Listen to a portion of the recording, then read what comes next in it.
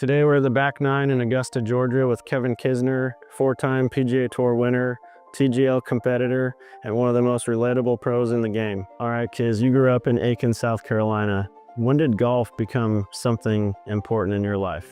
Well, as a child, I grew up, that's what I did to get away from my parents. I went to the golf course and charged their accounts with all the lunches and snacks I could come up with. And, you know, we played golf, then we swim in the pool and then go back and play golf. And it was basically like our playground as a kid. And, you know, just something that I started figuring out I was pretty good at a young age. And I still like to play all the sports, but as I got older, I realized I might need to stick to the golf thing. Georgia Bulldog, tell us what it was like being part of the 2005 NCAA championship team. Yeah, it was such a cool experience to be, you know, golf's such an individual sport. To have a team atmosphere is something I always loved to be a part of, still do in Ryder Cups, President's Cups, anything like that. But to succeed at the highest level with a team, there's no better joy, right? Is a collective group to all come together and it work out. It was a really cool experience and something we will always cherish. With nearly 50 top 10 finishes on the tour, that's a heck of a career. What was it like to get your first win?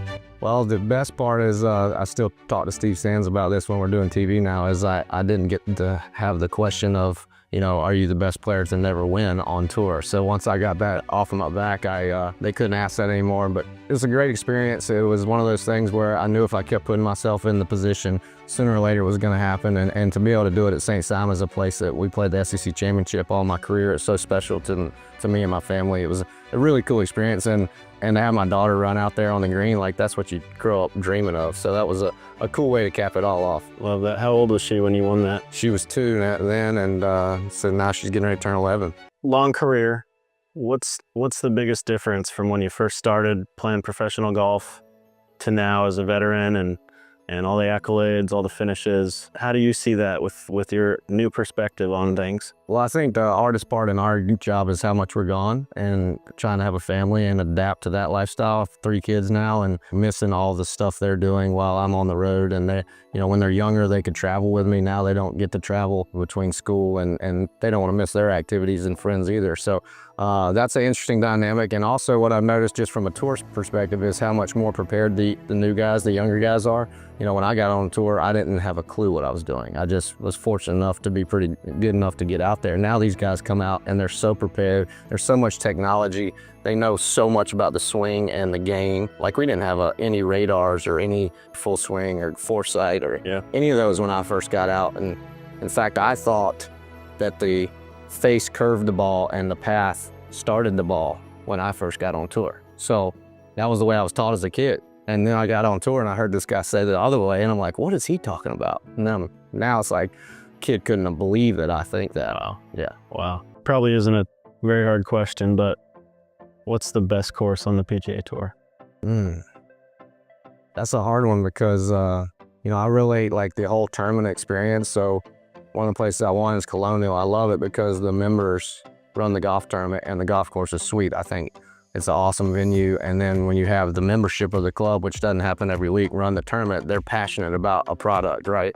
Most of the time these guys are corporate or we play a TBC, which they all want to do great too. But when the membership of the club gets behind it, I think it's really sweet. So that's one of my favorites. Obviously, Augusta National right down the road is a cherished ground. I don't really consider it a PGA Tour course, but I think Sawgrass in May is great because we don't play on overseed. We've turned so much into playing an overseed courses this time of year in Florida, and I grew up on Bermuda grass, so I'm like, you're ruining the best part of the courses. And then Hilton Head, I love playing down there in my home state, and I think it's such an iconic layout that bombers don't have all the advantage. Amen. Yeah. You've been in some wild playoffs. What's been your favorite or most thrilling moment from your career? Well, I think the Players Playoff is one I'll always, you know, think about when it comes to that. But I also think the one at Hilton Head with Jim Furyk was amazing. You know, he was obviously an idol of mine growing up. If you had a career on the PGA Tour, you'd want to mold like Jim Furyk. He was the perfect guy. He played on all the teams. He won multiple times. He's a great leader, great competitor. And then I'm sitting there thinking I've won that golf tournament 2 or 3 times in that playoff and still didn't. So I think that kind of lit the fire on me. And that was the first one of that year. And then I got into the one with Sergio and Ricky and the Players and played great, you know, played the first 3 holes and 1 under and then go back and he birdied 17. But I'll never forget when his ball left the club on 17 in that playoff. I said, I just won the Players' Championship because I thought I was going in the water. And then it landed and I said, I just lost the Players' Championship. So the whole emotions of that ball flight is something I always remember. Wow. Can you talk to us a little bit about the Kisner Foundation, what inspired it, and what's the mission?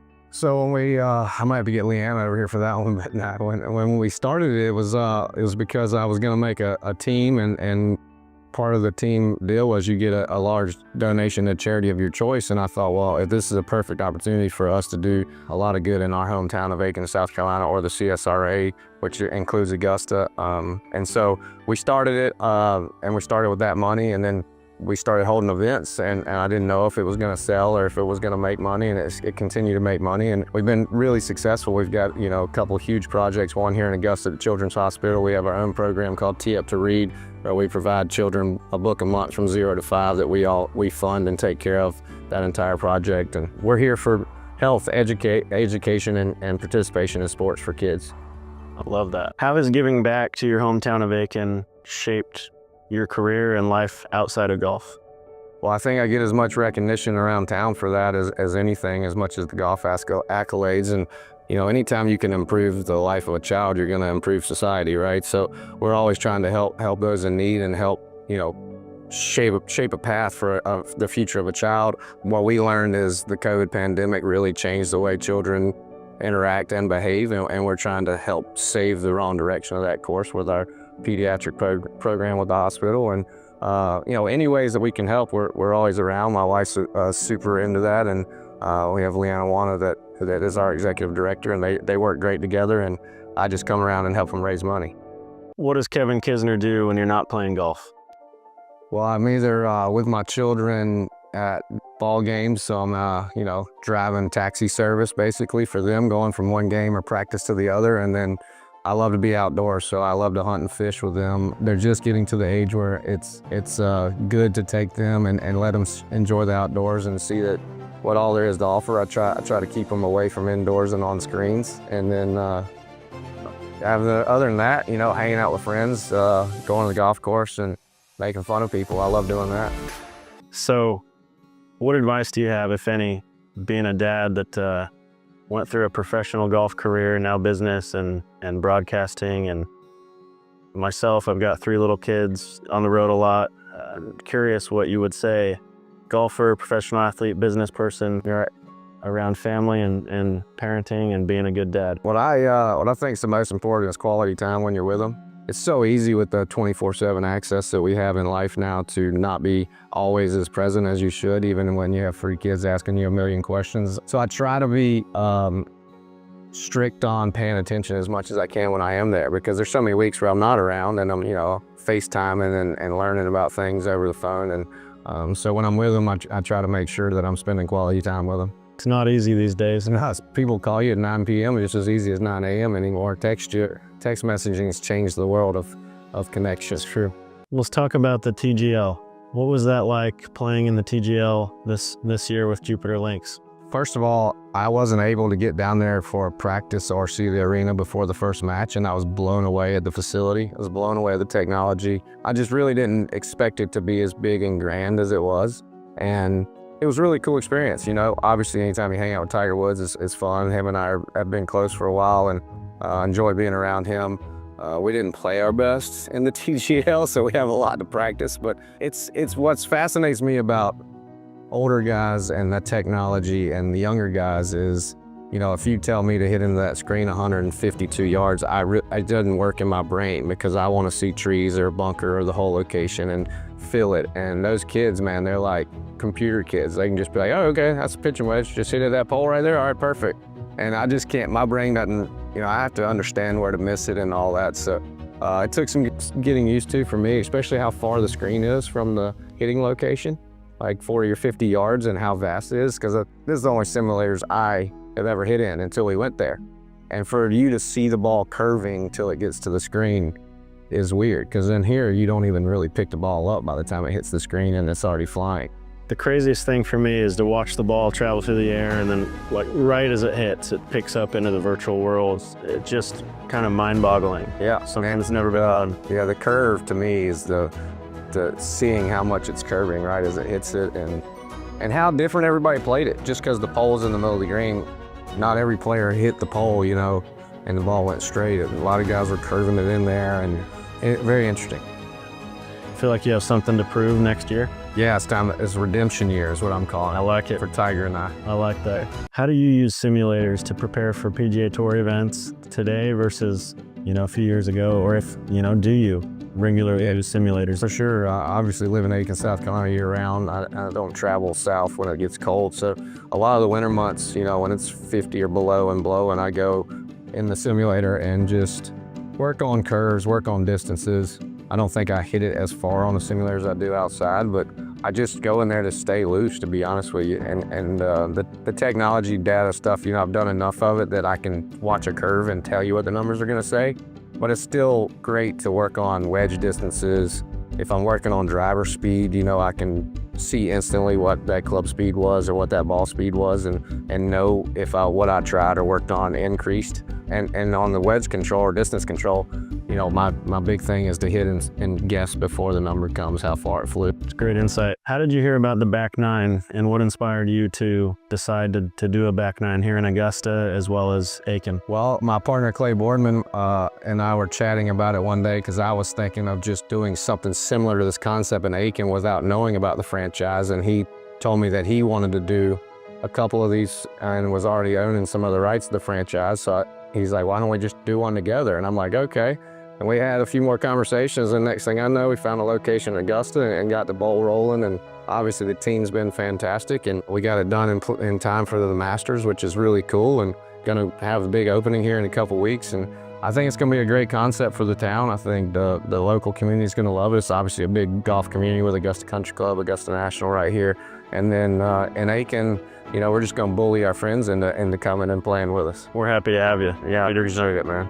What's the biggest issue amateur golfers deal with that you've seen? They all stay on their back foot and swing over the top. Everyone hits a slice. That was quick. Yeah. That was quick. And they always underclub. All right. I never see an amateur hit it over the green unless they scull it out of a bunker. Well, I traveled all the way here to get my swing critique. Yeah, I can't wait. Yeah. So yeah. If you get a slice, I just call you right like I did. Perfect. Who's the funniest guy on tour? Oh, man. There's quite a few characters. I like the dry wit of like Gary Woodland. Brian Harmon is one of my good friends, so I love his one-liners that people don't catch on too fast because he's so quick-witted. There's a bunch of good dudes, and we all are from different aspects of life, different times in life, and different parts of the country, so it's fun to get in the locker room where everybody can cut loose a little bit and see what makes everybody tick. Favorite club in your bag? Putter. Makes all the money. It's been treating me poorly this year though so far, so I got to give it a little talking to every once in a while. Where can people go to follow and support the Kisner Foundation? Well, we have our website, KisnerFoundation.com, where you can support us and follow us on social media, on Instagram and X and various other social media posts. And, you know, we do a pretty good job of getting information out there, and we'd love for anybody to support us and to keep up with us. Any final advice to young golfers and weekend warriors out there trying to get better at golf? The young golfers need to hit it as hard as they can. The weekend warriors need to hit more club. Great advice. We appreciate you, Kevin, for taking the time to visit with us. If you want to train like Kevin and become a pro golfer, the Back Nine Golf in Augusta, Georgia is the place to do it. It's never been easier to practice like a pro with full swing tech, data you can trust, unlimited 24/7 access to some of the best courses in the world. Sign up today.